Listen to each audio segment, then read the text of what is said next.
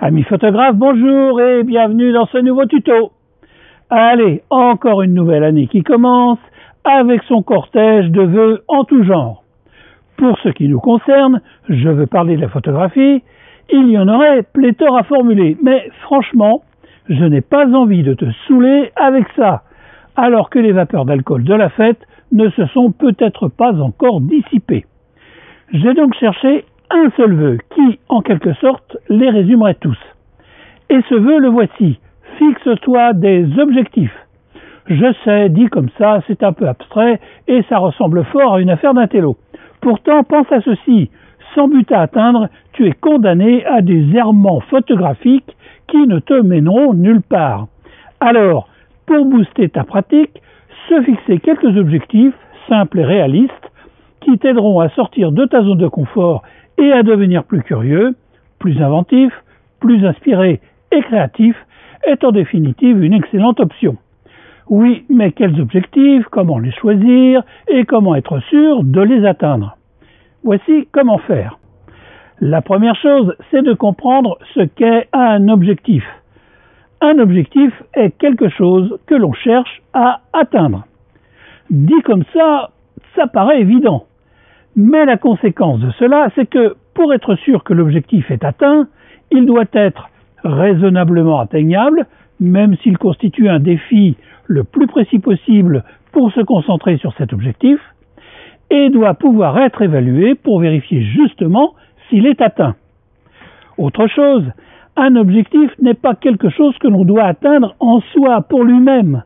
Ce qui compte en réalité, c'est le changement positif qu'il apporte, et c'est ce changement qui doit être évalué. Je te donne un exemple. Si par exemple tu es plutôt porté sur la photo de portrait, comme moi, tu pourrais dire « cette année je vais travailler la photo de paysage ». Mais ceci n'est pas un objectif, au sens où je l'ai défini précédemment. Le véritable objectif serait de dire « avant la fin de l'année, je vais réaliser un livre photo avec au moins une quarantaine de photos de paysages classées par saison ». Tu comprends la différence. L'objectif est concret, quantifiable. Tu sauras donc facilement s'il est atteint. Et le changement sera tangible, car en réalisant un livre, tu seras obligé de n'y inclure que tes meilleures photos. Tu feras donc un progrès qualitatif indéniable. Une fois ceci posé, il faut réfléchir aux conditions dans lesquelles tu vas réaliser cet objectif. Petit 1, les conditions de temps. Il faut définir combien de sorties tu veux y consacrer et à quelles heures de la journée. Vas-tu aussi profiter d'un voyage? Et si oui, tu dois prévoir le temps de la prise de vue dans ton programme. Petit 2, les conditions d'espace. Tu peux choisir de photographier le même paysage, mais tu peux aussi vouloir photographier des paysages différents. Et dans ce cas, il te faudra rechercher et sélectionner les lieux qui t'intéressent. Et enfin, troisièmement, les conditions externes, la météo par exemple.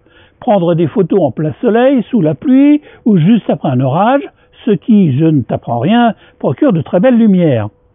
Plus tu seras précis, plus tu réaliseras facilement l'objectif que tu t'es fixé. Utilise des verbes d'action. Je te renvoie à ce sujet à la taxonomie de Benjamin Bloom qui pourra t'aider.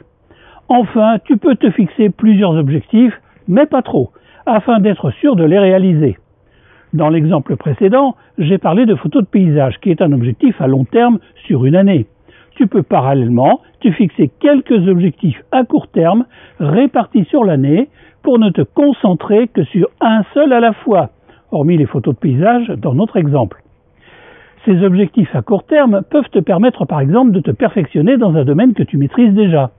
Crois-moi, si tu ne veux pas stagner ou avoir l'impression de tourner en rond, te fixer des objectifs précis et les moyens de les réaliser et de vérifier qu'ils sont atteints est probablement le meilleur conseil que je puisse te donner en ce début d'année. Voilà, ce tuto est terminé et j'espère qu'il te sera utile. Si tu l'as aimé, merci de le partager et puis ça m'intéresserait de savoir quel au pluriel objectif tu t'es fixé pour cette année. Pense à les préciser dans les commentaires. Enfin, si tu rejoins cette chaîne, n'oublie pas de télécharger les 2 guides gratuits dont tu trouveras le lien dans la description de cette vidéo. Allez, je te dis à la semaine prochaine pour un nouveau tuto.